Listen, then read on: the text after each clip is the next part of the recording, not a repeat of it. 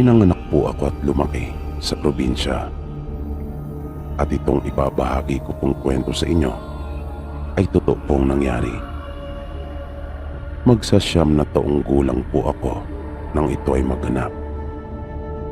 Nagkayayaan po kami noon ng pinsan ko na magpunta sa nakatatanda niyang kapatid na nakatira sa kabilang sityo. Doon kasi ito nakapangasawa at doon na rin sila nanirahan. Ang pakay talaga namin noon ay para hiramin ang isa sa mga inaalagaan nitong kabayo. Halos 3 kilometro din noon yung nilakad namin para lang makarating sa kanila. Pagdating namin sa bahay nila ay nanlumo talaga kaming magpinsan dahil sa walang tao ang bahay nila at nakasara. Nagpasya kaming maghintay muna doon sa pagbabakasakaling dumating na sila. Pero mahigit 1 oras na ay wala pa rin. Kung kaya, nagdesisyon na kaming umuwi. Mag-aalauna na nang kami ay umalis. At dahil sa gutom na kami, pagkatanghalian na, ay umakyat na lang ang pinsang ko ng buko. At yun sana ang aming kakainin. Pero nung nasa itas na siya ng puno ng nyog, ay dali-dali rin itong bumaba at kitang-kita ko yung takot sa kanya mukha. Hinawakan niya ako sa kamay at hinila. Nagtago kami sa masukal na bahagi malapit sa puno ng nyog na kanyang inakyat. Sa pagtataka ko ay nagtanong ako sa kanya. Sinenyasan naman niya ako na huwag maingay. At sa mahinang tinig ay sinabi niya sa akin na mayroon daw aswang. Nagulat ako sa sinabi niyang iyon pagkat katanghali ang tapat noon. Pero kinabahan talaga ako dahil sa kanyang sinabi. Maya-maya ay may nakita nga akong isang tao na bumababa sa kabilang puno ng nyog. Para itong wala sa kanyang sarili. Napahinto-hinto sa kanyang paglakad. Bahagya itong nakayuko at nakadipa pa ang 2 niyang kamay. Na pagkaminsan ay kanya iyong ikinakalmot-kalmot pa sa hangin. Kaya medyo nabawasan yung takot ko. Dahil sa naisip kong baka lasing lang iyon. Pero nagimbal ako ang bahagya itong humarap sa aming direksyon.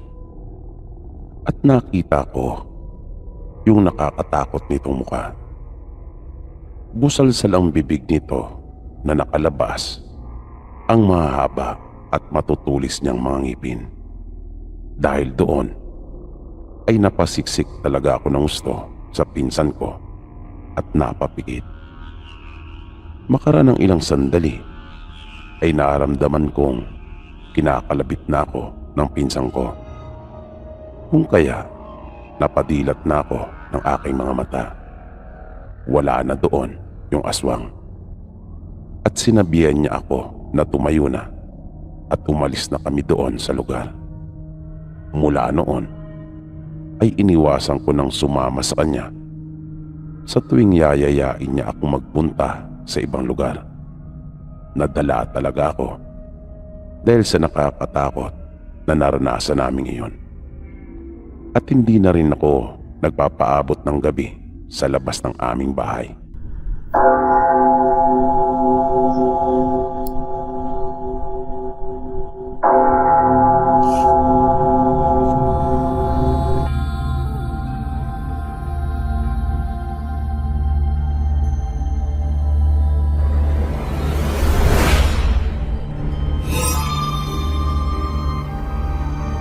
Kung ibabahagi kong kwento ay nangyari noong high school pa kami doon sa aming probinsya. Minsan po ay nagkayayaan kami ng mga kaklase ko na gawin yung project namin sa bahay ng isa naming kamag-aral na kasama namin sa grupo. Kaya pagkatapos ng klase namin ay dumiretso kami sa bahay nila at doon gumawa. Bali 5 kaming lahat noon. Habang gumagawa kami ng aming proyekto ay dinalhan kami ng lumpia nung nanay ng kaklase namin. Nagtitinda kasi ito ng mga pangmeryenda. Kaya tumigil muna kaming sandali.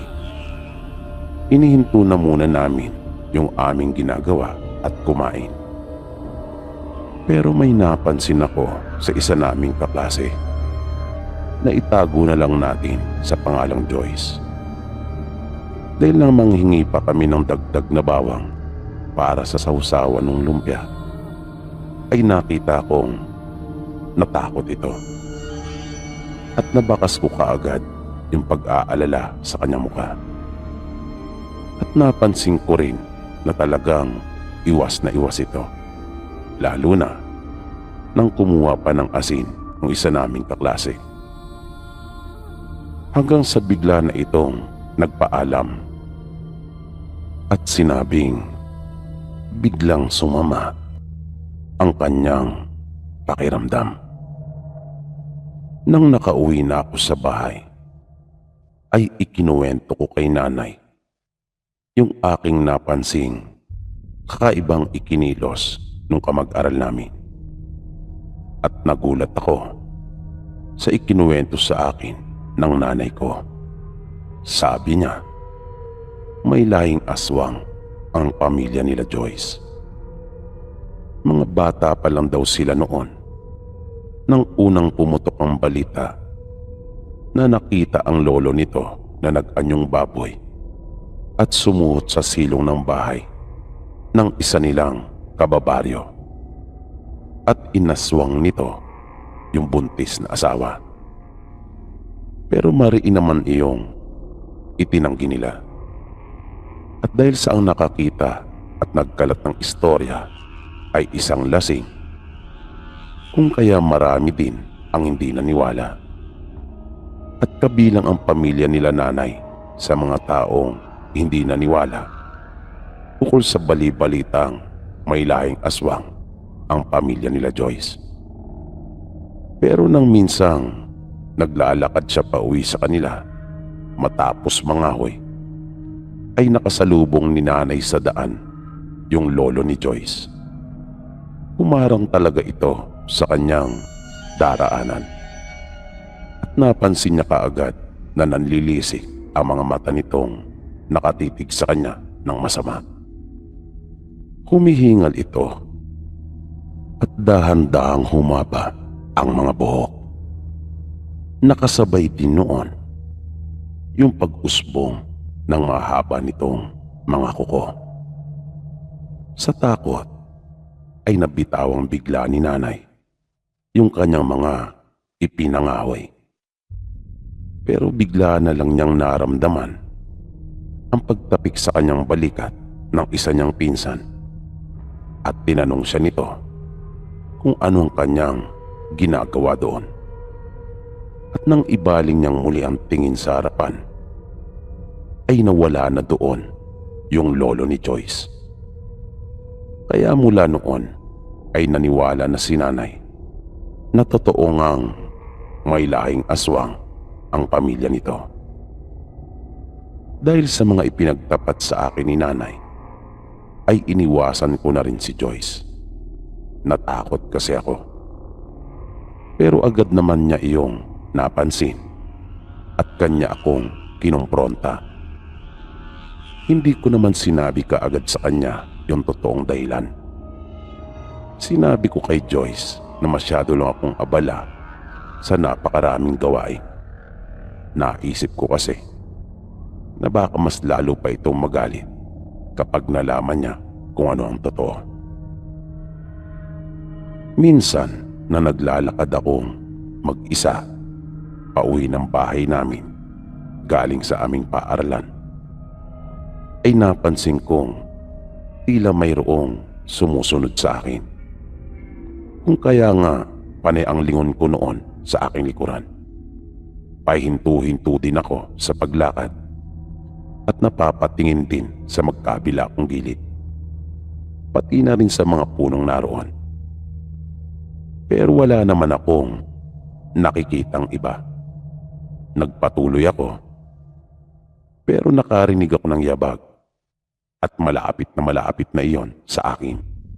Kung kaya, muli akong huminto upang tingnan at lingunin iyon. Pero wala pa rin akong nakita. Ngunit laking gulat ko ang pagharap kong muli ay naroon na si Joyce at nakatingin sa akin. Titig na titig siya at hindi gumagalaw. Bigla akong kinabahan. Pero naglakas loob pa rin akong magtanong sa kanya kung bakit siya naroon at kung ano ang kanyang kailangan. Hindi ito kaagad nakasagot. Napatuloy lang na nakatingin sa akin. Nangahakbang na ako para maglakad na muli, ay tsaka ito biglang nagsalita at sinabing gusto niya akong makausap. Tinanong niya ako kung alam ko na raw ba ang tungkol sa lihim nila. Bigla akong napaisip. Nag-isip ako ng maaari kong idaylan sa kanya.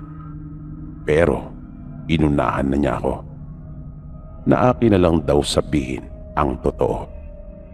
Dahil doon, kung kaya hindi na rin ako nagpanggap pa, sinabi ko sa kanya na marami naman sa mga kababaryo namin ang nakakaalam na tungkol sa kanilang lihim. Lalo na yung mga matatagal na at matatanda sa aming lugar.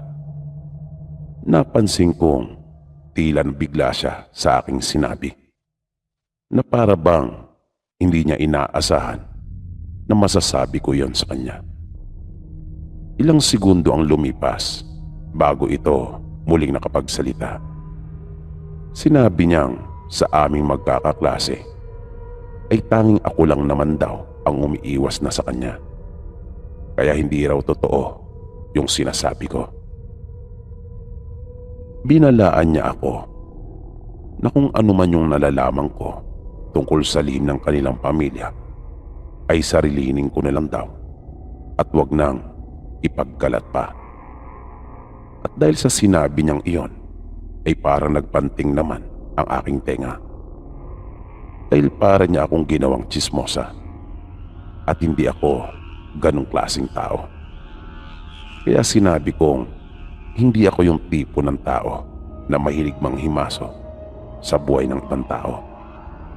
Sinabi ko sa kanyang wala akong pakialam tungkol sa kanilang pamilya at iniwan ko na ito. Pero kinagabihan noon ay bigla na lang akong inapoy ng lagnat. Hindi na nga ako nakakain ng hapunan dahil sa nawalan ako ng gana. At sa tuwing ipipikit ko yung aking mga mata, ay aking nakikita si Joyce. Umabalik sa aking alaala yung naging pag-uusap namin. Pero sa panaginip ko, ay biglang nagbago yung kanyang anyo at kanya akong inatake. Pakailang ulit akong nagising dahil sa bangungot na iyon. Sa pag-aalala ng mga magulang ko, ay ipinatawag na nila nanay yung manggagamot sa aming lugar. Pero bago pa ito makapasok ng bahay namin, ay may nakaengkwentro na kagad ito. Natumanggi naman ito sa amin na sabihin kung sino. Pero malakas ang kutob ko na maaaring isa iyon sa pamilya nila Joyce. At alam ko rin na isa sa kanilang dahilan ng biglaan kong pagkakasakit. Kahit anong pilit na gawin ng mga magulang ko, ay hindi sa kanila inamin ng manggagamot kung sino ang gumawa. Humingi pa nga ito ng paumanin sa amin dahil ayaw lang daw niyang lumala pa ang lahat. Pagkat alam niyang gaganti talaga ang tatay ko. Nakontra naman iyon ng manggagamot at kanya akong napagaling. Makaraan ang 2 araw. Natatandaan kong araw iyon ng Sabado nang dumating si tatay at mayroon itong iniabot sa akin. Sabi niya, mabisang pangontra umano iyon sa mga aswang. Isa iyong matigas na bagay na napabalot ng telang kulay pula. May tali iyon at kanya iyong itinali sa bewang ko. Pagka-Lunes, pagpasok ko sa paaralan, ay napansin kong hindi man lang makalapit sa akin si Joyce. At hindi rin ito makatingin sa akin. Kaya gumawa ako ng sulat at ipinaabot ko na lamang sa isa naming kamag-aral. Sinabi ko kay Joyce na alam ko kung ano ang kanilang ginawa sa akin. Binantaan ko ito na lubayan na ako at ang pamilya namin dahil hindi kami papayag na basta ganunin lang nila kami. Sinabi kong gaganti at gaganti ang pamilya namin. Mula noon ay hindi na ako muli pang ginambala ni Joyce hanggang sa magtapos na kami sa high school. Nagpa-Maynila sila at doon na siya nag-aral. Nang magkita kaming muli ni Joyce, ay kapwa na kami may pamilya. Pareho na kaming may mga anak. Nagbakasyon sila noon sa probinsya namin dahil piyesta. Una niya akong nginitian, kaya gumanti naman ako ng ngiti sa kanya. Hanggang sa bigla siyang lumapit sa akin at nangamusta. Nagtaka ako dahil nagawa niyang mahawakan yung kamay ko kahit suot ko noon sa bewang yung aking pangontra. At napansin pala niya yung pagtataka ko, kaya sinabi niyang nakawala na siya sa sumpa. Hindi na raw siya ganon, na ang ibig niyang sabihin sa akin ay hindi na siya aswang. Kaya napahigpit yung pagkakahawak ko sa kanyang kamay bilang pagbati ko sa kanya. Marami kaming napag-usapan ukol sa bagay-bagay at naging masaya naman yung aming pag-uusap. Hanggang ngayon ay nagkakausap pa kami kahit sa Maynila na siya nakatira. Naging malapit ang pamilya naming dalawa. Naging ninang at ninong pa nga sila nung bunso naming anak.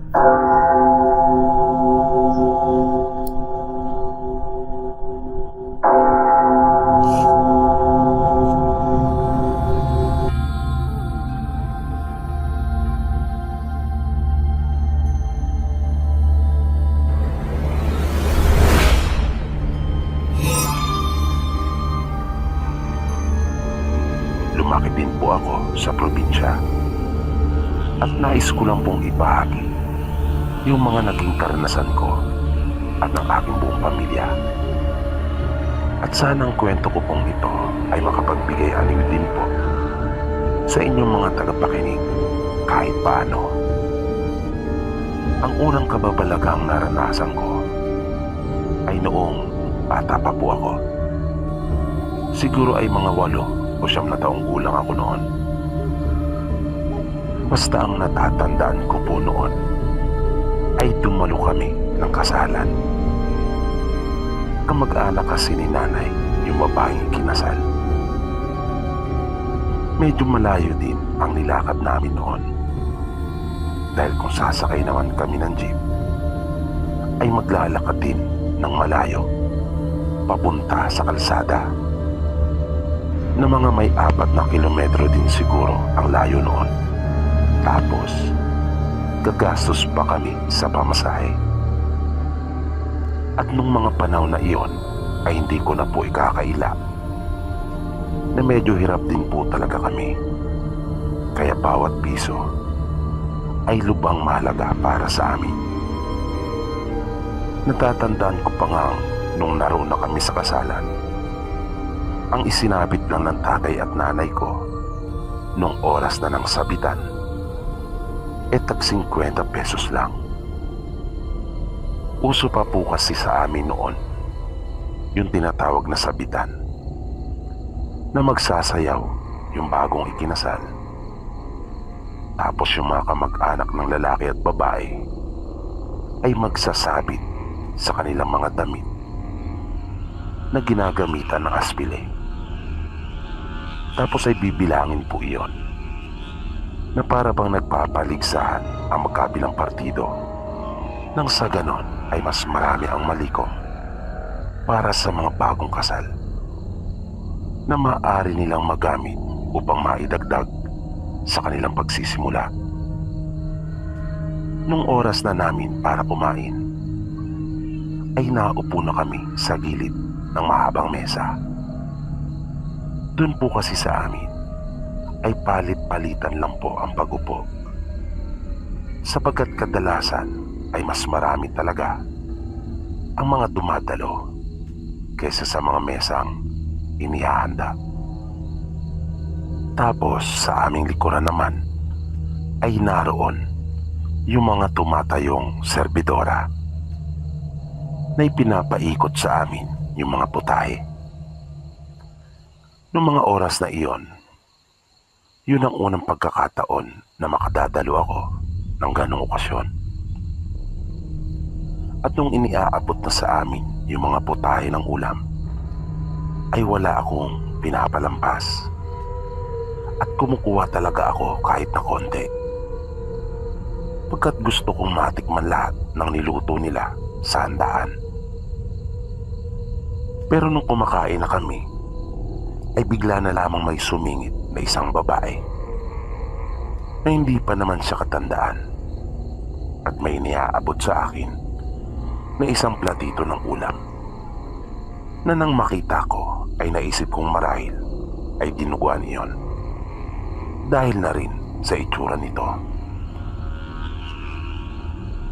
Nang kukuha na ako para tikman din iyon, ay biglang may naramdaman akong kumapit sa aking likuran.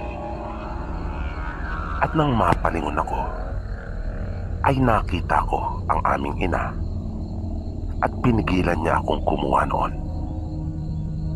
At sinabing marami na akong ulam na nasa aking plato at lubhang nakakahiya na raw. Pero napansin kong habang nagsasalita si nanay ay hindi naman siya nakatingin sa akin, kundi doon sa babae na nag-abot ng platitong iyon. At masama ang pagkakatitig ni nanay sa kanya.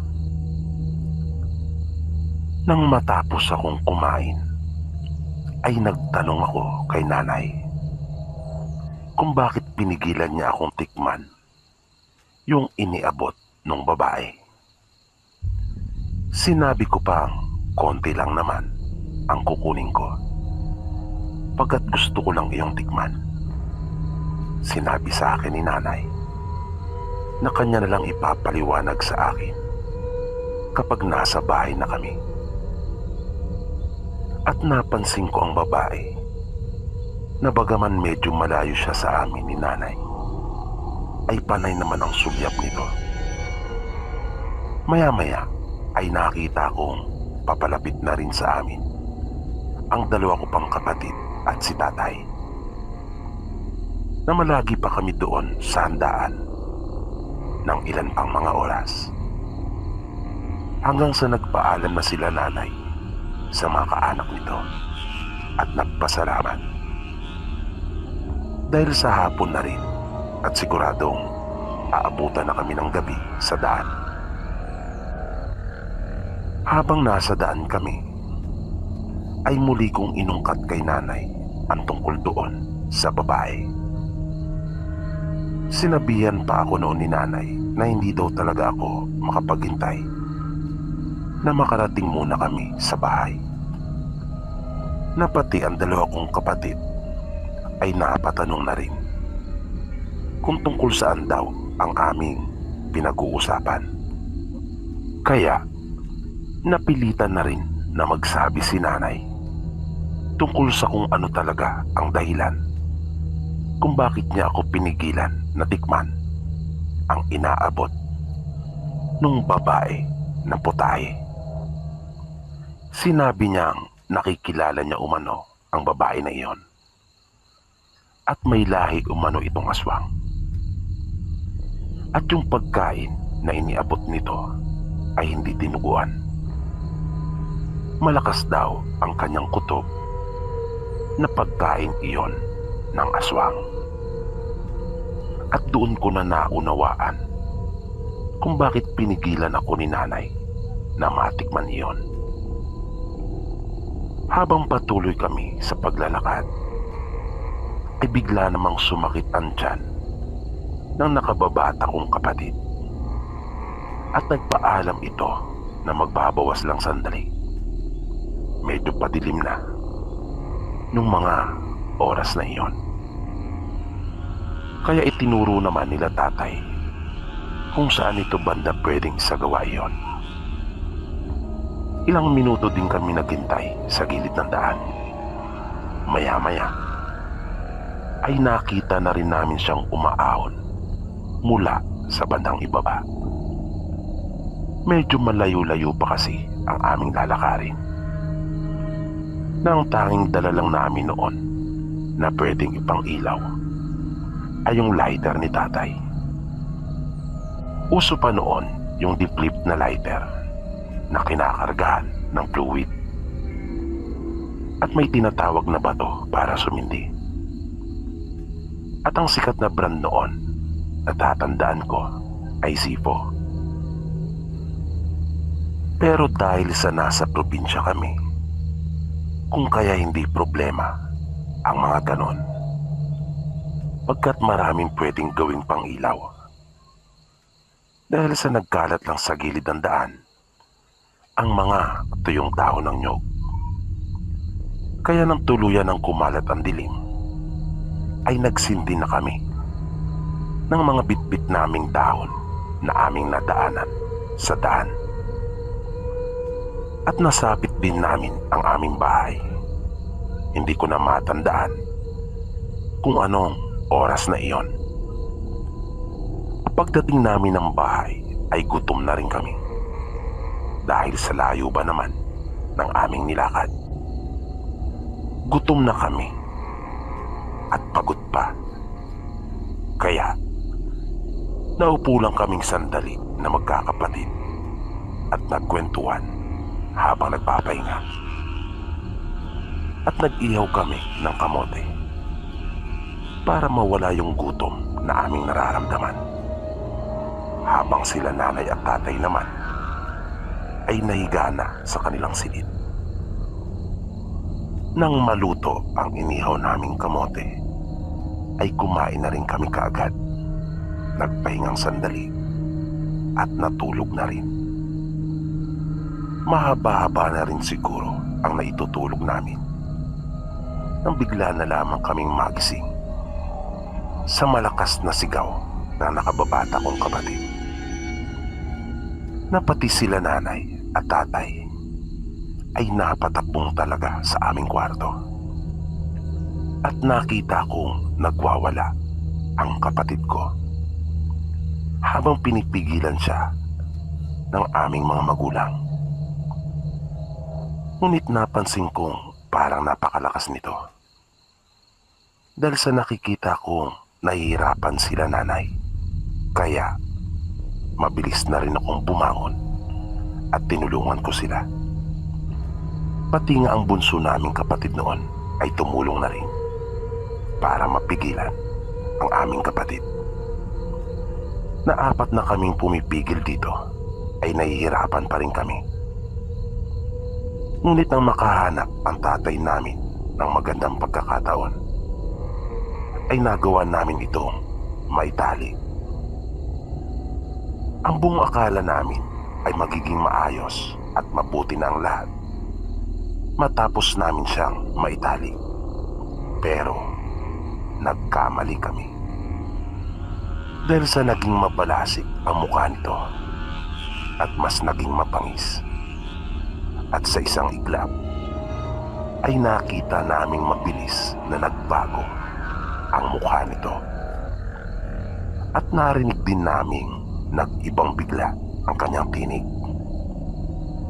Maging sila nanay at tatay noon ay tila nagulat at hindi alam kung ano ang dahilan ng pagkakaganon ng kapatid naming si Christine. Mas nadagdagan pa ang aming pag-aalala nung mga oras na iyon nang magsalita ito sa nakakatakot na tinig at sinabing magbabayad daw kami sa kalapastangan ng aming ginawa. Nahalatang hindi na si Christine ang siya nagsasalita at may iba nang nakalukob dito. Nagpaalam sa amin si tatay at sinabing bantayan na muna namin ang aming kapatid. At kahit madilim pa ay isinukbit nito ang kanyang itak sa bewang at lumabas ng bahay. Hihingi umano siya ng tulong kay Lolo Igme. Kilala itong manggagamot sa aming lugar. At tiyuhin iyon ni tatay. Marami pang sinabi na mga nakakakilabot na bagay ang nilalang na nasa loob ng katawan ni Christine. At dun ko nasaksihan ang mga kababalagang noon ko pa lamang nakita. Ang loob ng aming bahay noon ay halos mapuno ng mga tuyong dahon mula sa labas dahil sa malakas na pag-ihip ng hangin na animoy may bagyo. At rinig namin nila nanay ang malakas na ingay sa labas na nililikha ng iba't ibang uri ng hayop. Talagang kinilabutan po kami ng mga pagkakataon na iyon. Halos maiyak na kami ng kapatid naming bunso dahil sa sobrang takot. At nang mabalik ang aming atensyon kay Christine, ay nakita namin itong tinubuan ng mahaba at matutulis na pangil. At ang kanyang mga mata ay naging katulad ng sa ahas bago tuluyang naging kulay pula. Panay naman ang pangunguros ng aming ina at paulit-ulit na naibubulalas ang mga pangalang Maria at Joseph na ginagaya pa siya ni Christine bago ito tatawa ng malakas at nakakainsulto. At kahit na nakatali na ito ay pilit pa rin nagwawala. Kung kaya isiniguro namin ni nanay na hindi ito makakaalis doon sa papag. Na matapos naming maitali doon ay nakita namin kahit ang papag ay nadadala nito sa kanyang malakas na paggalaw. Kung kaya nawala na ito sa dating pinaglalagyan. Patuloy ito sa kanyang pagbabanta na kanya kaming uubusin. Halos 2 oras din ang lumipas bago dumating si tatay. At kasama na niya ang kanyang tiyuhin na si Lolo Igme. Kahit paano ay nabawasan ang kaba at takot na aking nararamdaman nang makita ko sila. Ang bunso naming kapatid ay halos hindi magawang tumingin sa kapatid naming si Christine dahil sa hindi na namin mabakas pa ang aura ng aming kapatid sa mukha nito. Pagpasok pa lang ni Lolo Igme ay masamang pananalita na kagad ang isinalubong sa kanya nung nilalang na nasa katawan ng kapatid namin, na hindi naman iyon gaanong binigyang pansin ni Lolo. At napabulalas na lamang ito ng pakakon ngayawa ya. Nang kasing kahulugan pa sa Tagalog ay napakasinungaling ng demonyo na ito. Narinig kong sinabi ni Lolo na masamang engkanto umano ang nasa katawan ng kapatid namin habang inilalabas niya ang kanyang mga gagamiting kasangkapan para kay Christine. At ilang sandali lang ay sinimulan na ni Lolo Igme ang panggagamot, na lalo namang naging agresibo at bayolente ang nilalang, na nakakadiri na ang ayos nito. Patuloy kasi at hindi maawat ang paglalaway nito. At lalo pang tumindi ang mga pagmumura nito at pagbabanta, na hindi naman nagpapaapekto si Lolo Igme sa kanya. Mas lalo pang tumapang ang nilalang, na nanlilisik ang mga mata at akmang mangangagat, na nagpipilit na makakawala sa pagkakatali. At doon ko na nakita na bigla itong kinalagan ni Lolo Igme mula sa pagkakatali, na kinabahan maging ang mga magulang namin. Ngunit nakita kong kampante lamang si Lolo, na matapos maalis ang pagkakatali dito ay kanya itong inorasyonan. At laking gulat namin nang makita si Christine na halos hindi na nito maigalaw ang kanyang mga kamay at paa. Para itong napako sa kanyang kinalalagyan. Matapos na magbitaw si Lolo ng orasyon at ikumpas ang kanyang kamay, sinabihan pa ito ni Lolo na kanya na umanong lulusawin ang nilalang sa katawan ni Christine. Ngunit hindi naniwala ang engkanto at nakipagmatigasan pa ito. Kung kaya sinimula na ni Lolo na nang nag-uumpisa pa lamang siya ay napayaw ng malakas ang nilalang, na marahil ay naramdaman na niya kaagad ang tindi ng gagawin ni Lolo sa kanya, at luba itong nasaktan.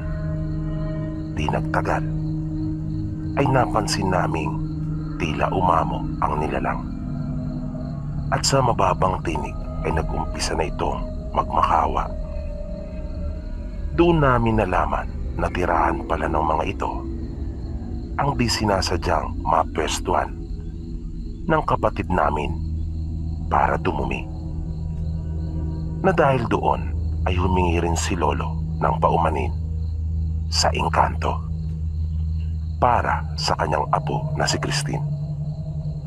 At ipinaliwanag dito na hindi iyon sinasadya ng aming kapatid, kung kaya hindi niya dapat ginawa iyon kay Christine.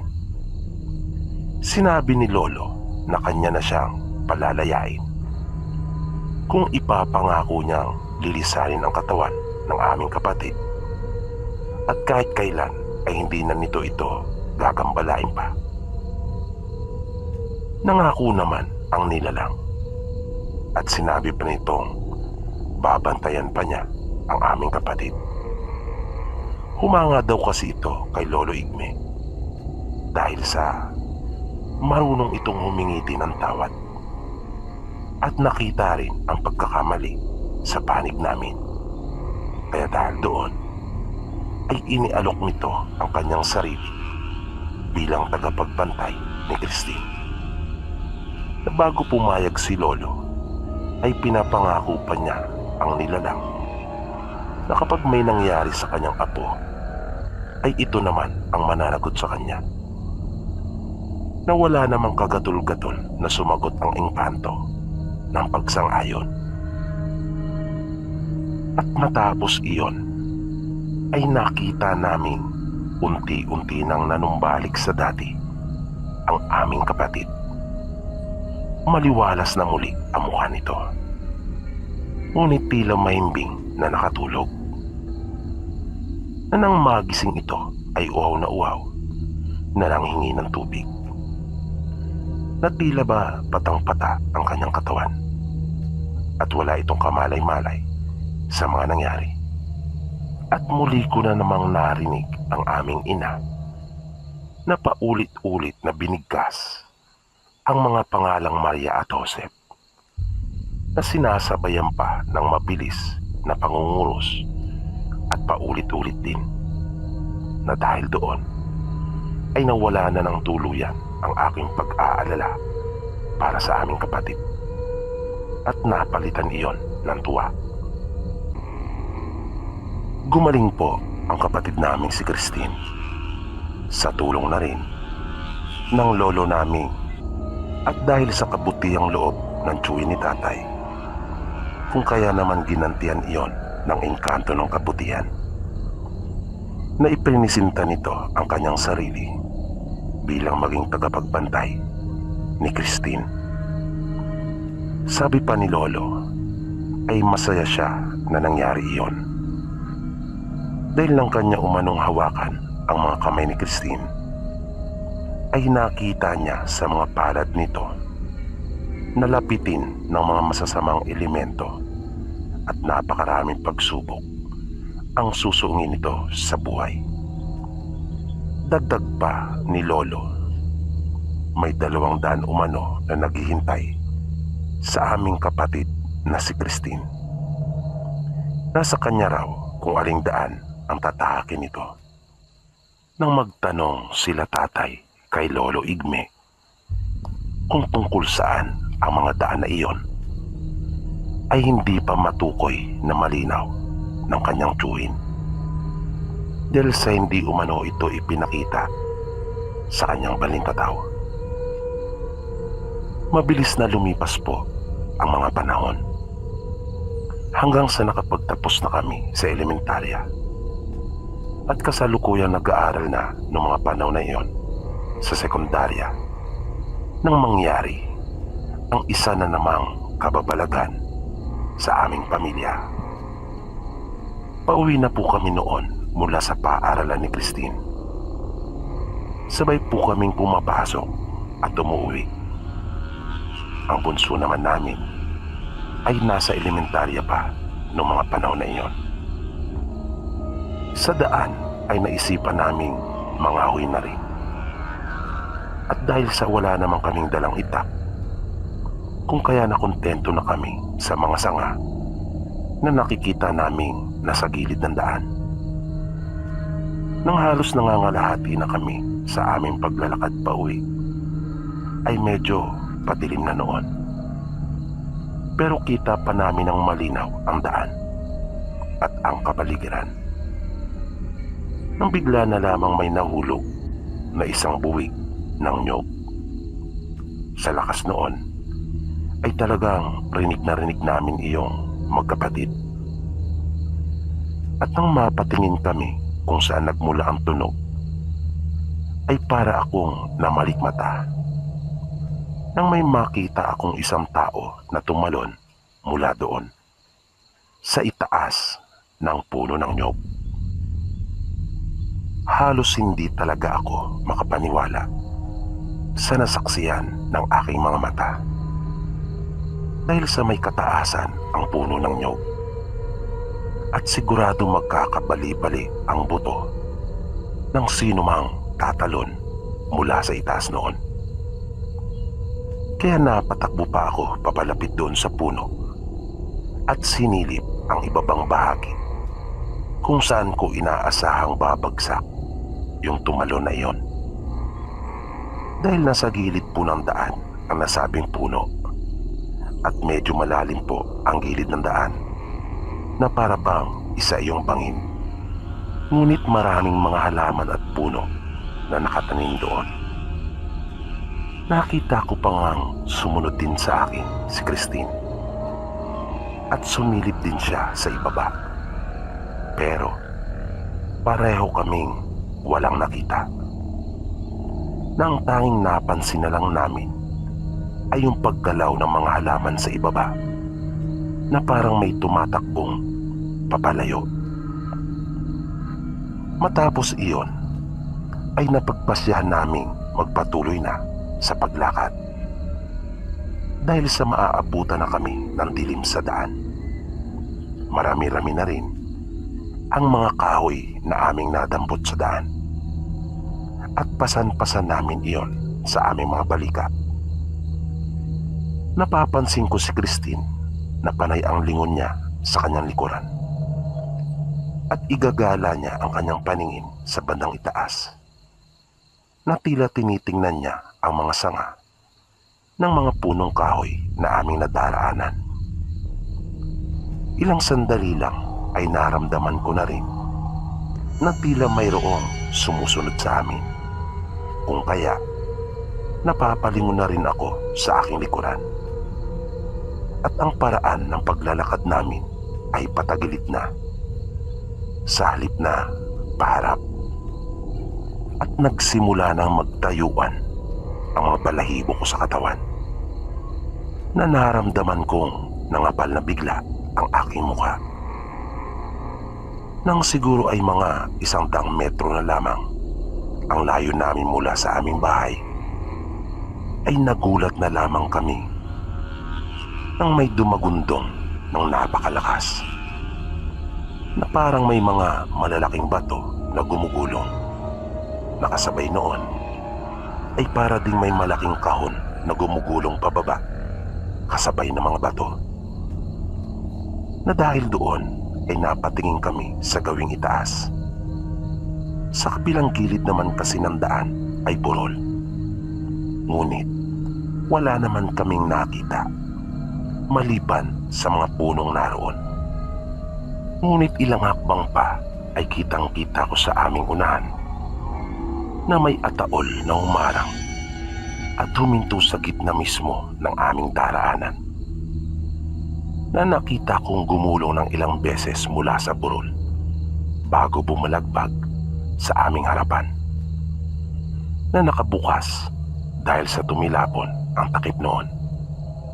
Nabitawan naming magkapatid ang dala naming mga panggatong at napakapit sa isa't isa. Lalo pa kaming natakot nang mapansin naming tuluyan ng kumalat ang dilim. Nanatili lamang kami magkapatid na nakatayo at hindi nakakilos. Pero sa hindi namin maipaliwanag na dahilan, sa isang iglap ay nawala ring bigla ang pangitain na iyon. Ngunit hindi ang tila sumusunod sa amin. Patuloy namin itong nararamdaman, na ilang saglit lang ay may narinig na rin kaming paghuni na mabilis sumagi sa aking isipan. Nahuni iyon ng isang aswang, base na rin sa kwento ng aming mga magulang. Kaya kahit hirap na makita ang aming dinaraanan dahil sa tuluyan ng lumaganap ang dilim, ay nagpatuloy na kami sa paglakad. Na hindi pa kami nakakalayo, ay bigla na lang nagliwanag sa aming harapan ang isang sanga. Mabilis na aming dinampot iyon at nagmamadaling naglakad. Nabigla namang may lumitaw na isang napakalaking baboy mula sa gilid ng daan at mabilis na sasalubungin kami. Ngunit nang mga halos kalahating dipa na lamang ito sa amin, ay bigla itong tumilapon sa kabilang panig ng daan at narinig namin ang pagtunog ng mga halaman kung saan ito nahulog, na parang inihagis ang baboy doon. Di ko lubos na maintindihan ang pangyayaring iyon, pagkat wala naman kaming ibang nakitang naroon maliban sa baboy. Ngunit parang may kung anong puwersa na naghagis sa hayop. Nang marating namin ang bahay, ay agad naming ikinuwento sa aming mga magulang ang nangyari, na nasabi ng nanay namin na marahil ay tinulungan kami ng engkanto na nagbabantay kay Christine. Paliwanag naman ni tatay, sa kanyang palagay ay naramdaman ng engkanto na banta ang baboy na iyon sa aming kaligtasan, na malamang ay aswang daw iyon. Na sinabi ko naman na marahil nga dahil sa nakarinig pa muna kami ni Christine ng huni ng aswang bago namin nakita ang baboy. Matapos naming makakain nung gabing iyon, ay nagpababa lamang kami ng kinain at natulog na rin. Nang nahiga kami ay naririnig pa naming nakikinig sila nanay at tatay ng radyo. Nakita kong itinabi ni Christine ang kapirasong sanga na iyon na nagliliwanag sa mga dakong madilim. Sabi ng tatay namin, minsan na umano siyang nakakita ng ganong uri ng sanga. Ayon pa sa kanya, ito daw ay yung madalas dapuan ng mga alitaptap. Na kapag dumadapo daw ang mga ito sa puno, ay talagang napakarami nila. At yung punong iyon ang ginagawa nilang permanenteng tirahan. Pero mahirap na raw makakita ng mga ganun noon. Na marahil ang nagbigay daw noon ay yung tagapagbantay ni Christine. Nang sumunod na araw, nang nasa paaralan na kami, ay napasulyap ako sa isang guro. At napansin kong masama ang pagkakatitig nito sa akin. Napaisip naman ako kung bakit. Pero wala naman akong maisip na dahilan kung bakit ito dapat na magalit sa akin. Kaya, hinayaan ko na lang iyon. Pero nung uwian na, ay nakita kong naroon na naman yung guro. At napansin kong nakatingin uli ito sa akin, na para bang galit na galit talaga ito. Nang palabas na ako, ay minsan pa akong napasulyap sa kanya. Nakakailang ang mga pagtitig nito sa akin. Ngunit bukod doon ay may napansin pa ako. May mga galos ito sa kanyang braso at siko, na dahil sa nakita ko ay bigla akong kinabahan at nagkaroon ng masamang kutob. Kaya mabilis ko nang nilapitan si Christine na naghihintay sa akin sa di kalayuan. Mabilis ko itong hinawakan sa braso at binulungan na bilisan na namin. Nang naglalakad na kami, ay hindi ko na napigilan pa ang aking sarili na hindi sabihin sa kapatid ko ang masama kong hinala tungkol sa isang guro ng aming paaralan. Nanlaki ang mga mata ni Christine nang kanyang marinig ang mga ipinagtapat ko sa kanya. Sinabi ko pang baka iyon yung aswang na nag-anyong baboy na humarang sa amin noong nagdaang gabi, pagkat may mga galos ito sa kanyang braso at siko. Nang mararating na namin yung puno ng nyog kung saan may nakita kaming lumundag mula doon, ay kinabahan na naman ako. Pakiramdam ko kasi ay parang may nag-aabang doon. Kaya nag-aatubili akong tumuloy sa aking paglakad. Pero pilit namang pinapalakas ni Christine ang aking loob, kung kaya nagpatuloy kami. Ngunit laking gulat ko nang makita ko ang isang napakalaking pusa na talaga namang napahiyaw ako ng malakas dahil sa sobrang gulat nang bumulaga iyon sa aming harapan. Galit na galit ang pusa, na panay ang angil nito, at napansin kong nagbabaga ang kanyang mga mata. Sa totoo lang po ay parang napakahirap talagang paniwalaan na aswang ang pusang humarang sa amin. Pero noon pa lang ako nakakita ng pusa na ganon, na kulay itim at ganon kalaki, na mayroong mapupulang mga mata na animoy baga sa pagkapula. Mabilis kaming dumampot ng maaaring ipanghampas sa pusa, ngunit lalo iyong naging mabangis. Nakaramdam na ako ng matinding takot noong mga oras na iyon. Napakiramdam ko pa nga ay hindi ko rin magagawang maihampas ang aking hawak sa pusa kapag sinunggaban na kami nito.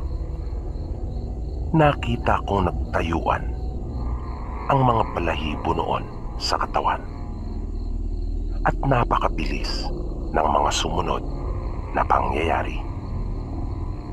Nakita ko na lang itong biglang lumundag at tatamaan na kami nang bigla yung hinampas ng mga sanga na may makapal at mayabong na dahon, na kung akin pang ilalarawan iyon ay maihahalin tulad ang pusa sa isang bola. Nagmukha iyong parang bola na hinampas ng bat, na mabilis na wala sa aming paningin matapos na tamaan ng mga sanga. Pagkatapos noon ay napaupo ako sa damuhan at nakahinga ng maluwag.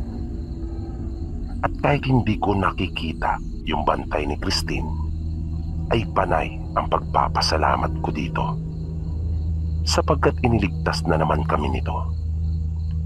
At naramdaman namin ng kapatid ko na biglang lumamig ang paligid at lumakas na bigla ang pag-ihip ng hangin, na sa pagkakaunawa ko ay kanyang narinig at tinanggap ang ginawa kong pagpapasalamat. Hindi pa po dito nagtapos ang mga kababalaghang naranasan namin, dahil sa hindi pa rin kami tinantanan ng aswang. At malakas ang kutob kong may malaking kinalaman yung isang guro doon sa aming paaralan. Kilala namin ito, pero ni minsan ay hindi ko pa ito naging guro, na makailang beses kong pinakaisip-isip kung ano ang maaring motibo nito, kung bakit niya iyon ginagawa sa amin, na bakit niya kami pinagtatangka ang magkapatid. Pero wala akong maisip na dahilan. Ngunit nung huli ay naging malinaw na rin po sa akin ang lahat sa kung ano ang totoong motibo nito. Naging malakas nga po ang kutob ko na marahil yung aswang na tumatambang sa amin ng kapatid ko ay yung isang guro ng aming paaralan, dahil na rin sa mga galos na nakita ko sa kanyang braso at siko. Idagdag pa yung masamang paraan nito ng pagtitig sa akin sa tuwing kanya akong makikita.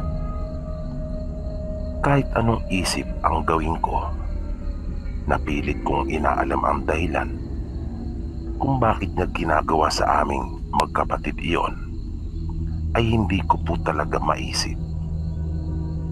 Isang gabi ay ikinuwento ko sa aming mga magulang ang tungkol sa hinala ko at masamang kutob doon sa guro. Sinabi ko rin sa aming mga magulang ang aking dahilan kung bakit ko nasabi na yung guro ang siyang pinaghihinalaan kong aswang, na nakita ko pang napasulyap si nanay kay tatay nang marinig niya ang pangalan ng guro at yung pagpapaliwanag ko. At tila ba nagkaunawaan sila, na para bang mayroon silang nalalaman na hindi pa namin alam. Tumahimik muna ako at hinintay kong magsalita ang aming ina. Maya-maya ay nag-umpisa na itong magsabi na tila ba inisip munang mabuti ang kanyang mga sasabihin sa amin, at para nagtipon muna ng lakas ng loob. Sinabi niya sa amin na iyon daw ay dati niyang manliligaw. Nabigla rin niyang binawi at sinabing hindi lang basta manliligaw, kundi naging sila. Pag-aamin pa ni nanay. Kaya halos sabay kaming napatanong ni Christine kung ano ang nangyari, kung bakit hindi sila ang nagkatuluyan at si tatay ang kanyang napangasawa. Paliwanag ni nanay ay hindi kasi sinasadyang kanyang matuklasan ang lihim ng pamilya nito, na wala talagang balak aminin sa kanya kung hindi pa niya ito nabisto nang minsan magpunta siya sa bahay nito. Galing sila noon sa bayan at malapit ang bahay nila sa daraanan nila nanay. Kung kaya naisipan niyang dumaan muna sa bahay nila at nasindak siya sa kanyang nasaksihan dahil sa nakita niya itong sumubo ng isang buhay na sisiw at parang takam na kinain iyon, na para bang baliwala lang sa kanya. At nakita pa daw ni nanay ang nakakatakot na itsura nito, kaya buong ingat niyang nilisan ang bahay nito. Hindi talaga niya ipinaalam na naroon siya noong mga pagkakataon na iyon, na nang muli silang magkita ay tinanong niya ito. Sa pag-asa ni nanay na aamin ito sa kanya, ngunit nabigo siya dahil sa patuloy nitong inilihim ang tunay niyang pagkatao. Kaya simula noon ay iniwasan na niya ito. Ngunit hindi iyon naging madali, dahil sa hindi rin siya basta isinuko ng kanyang nobyo na si Francisco. At nang hindi nga raw makuha si nanay sa pakiusapan, ay binalak nito na kunin siya sa dahas na ginamit ang kanyang pagkaaswang. Halos gabi-gabihin daw siya nito. Lagi silang ginagambala tuwing gabi, na pati ang mga magulang ni nanay ay muntik pang malagay sa panganib. At doon na niya nakilala si tatay dahil sa kasama ito ng tiyuhin niya na si Lolo Igme, na kanilang hiningan ng tulong noong mga panahon na iyon, na nagbigay kay nanay ng pangontra laban sa pangaswang ni Francisco. May pagkakataon pang araw noon na nakaharap talaga ni tatay si Francisco at dalawang pinsan nito, nang tambangan siya ng mga ito noong mga panahon na umaakyat na siya ng ligaw kay nanay. Ngunit hindi nila nagawang magtagumpay sa masama nilang balak, dahil na rin sa ibinigay ni Lolo Igme na anting at pangontra dito. Pagpapatuloy pa ni nanay maging yung babae umano sa kasalan na nagbalak na pakainin ako ng pagkain ng aswang ay konektado umano sa dati niyang nobyo na si Francisco, dahil sa iyon ay ang nakatatandang kapatid nito na si Juana, na dati naman niyang naging matalik na kaibigan nung sila pa ni Francisco. Matapos na magkwento ni nanay ay naging malinaw na sa amin ang lahat. Iyon pala ang dahilan kung bakit nais nitong mapahamak kami at gusto kaming gawan ng masama, pagkat gusto nitong makaganti. Pero ang ipinagtataka ko ay kung bakit pinaabot pa nito ng mahabang panahon. Kaya di ko mapigilang itanong iyon kay nanay. Sinabi niyang nagpa-Maynila daw ito at marahil ay kamakailan lamang nagbalik. Paliwanag pa niya sa amin. Kaya nga nung kasalan ay ang nakatatanda umano nitong kapatid ang siya namang nagtangka sa amin. Dahil sa masama raw talaga ang loob ng mga ito kay nanay at tatay, lalo na daw sa akin. Dahil sa ako umano ang dahilan kung bakit hindi na nila napaghiwalay pa si nanay at tatay. Dahil sa nagbunga na raw ang pagmamahalan nila.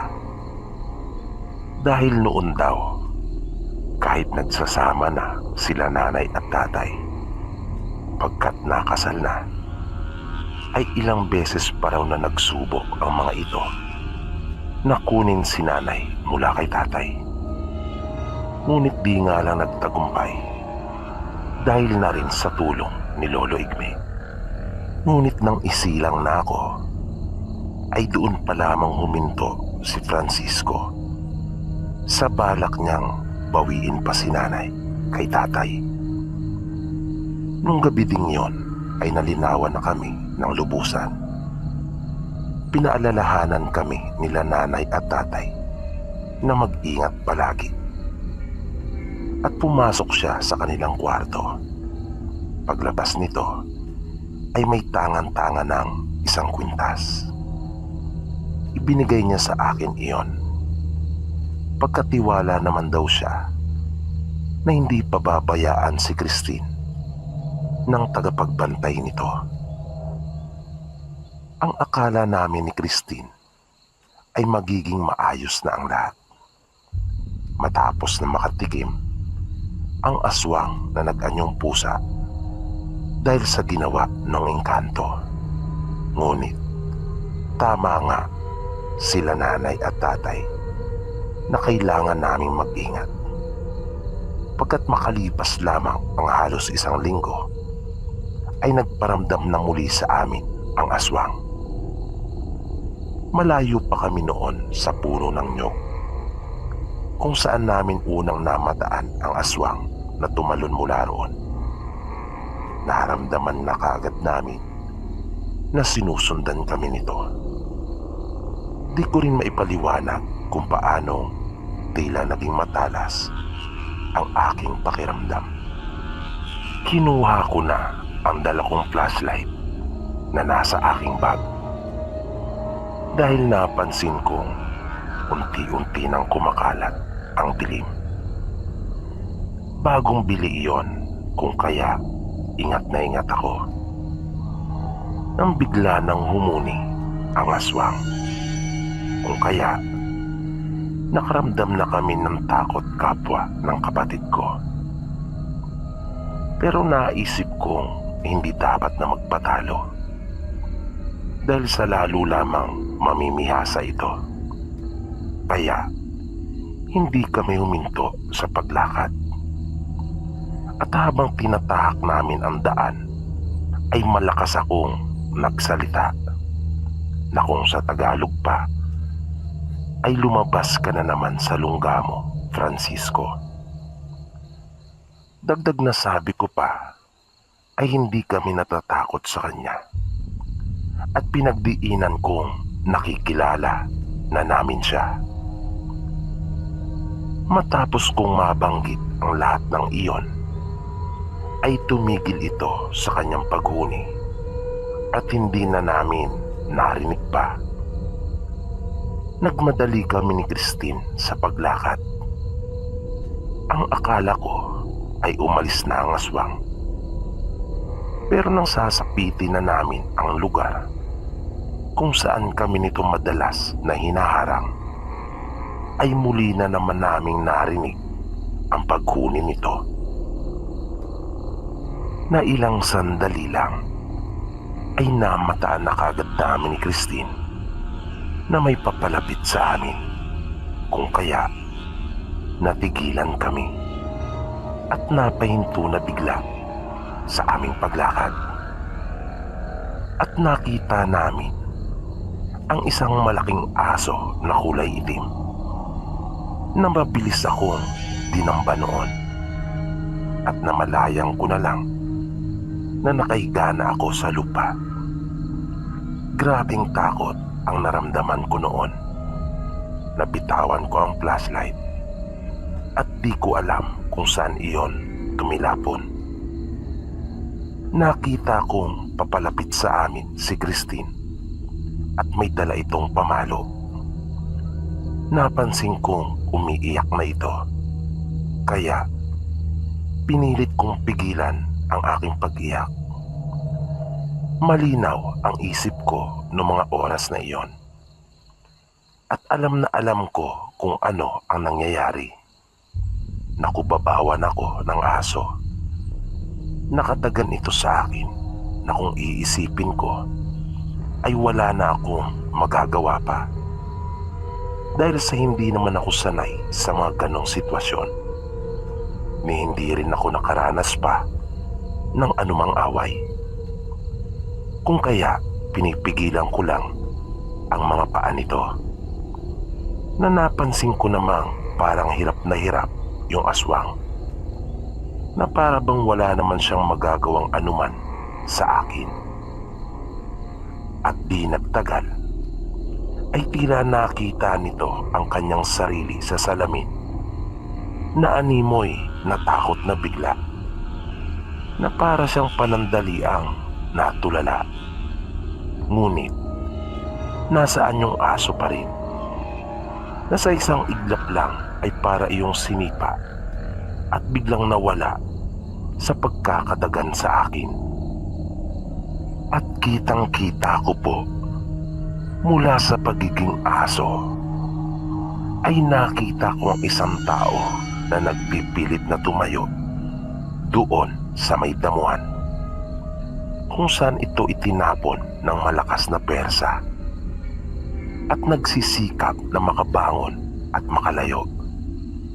Napagapang pa nga itong lumisan dahil sa siguro ay nasaktan ito ng todo. At habang nakahiga ako ay napansin kong nasa labas na ng blusa ko yung medalyon. Kaya walang duda na kaya natigilan marahil ang aswang ay dahil sa nakita nito ang medalyon, na maaaring bukod sa kapangyarihang taglay nito ay naalala niya ang kwintas, dahil sa malamang ay pamilyar ito sa kanya. Ilang sandali pa ay nakita ko na ang aking kapatid na lumalapit sa akin habang pinapahiran ang kanyang luha, at iniabot nito ang kanyang kamay na inalalayan akong makatayo. Halos sabay pa kaming nagsalita na hindi pa rin titigil iyon, na ang tinutukoy namin ay yung aswang na si Francisco. Nang papaalis na kami ay doon pa lamang namin naalaala yung flashlight, kung kaya mabilis na aming hinahanap iyon.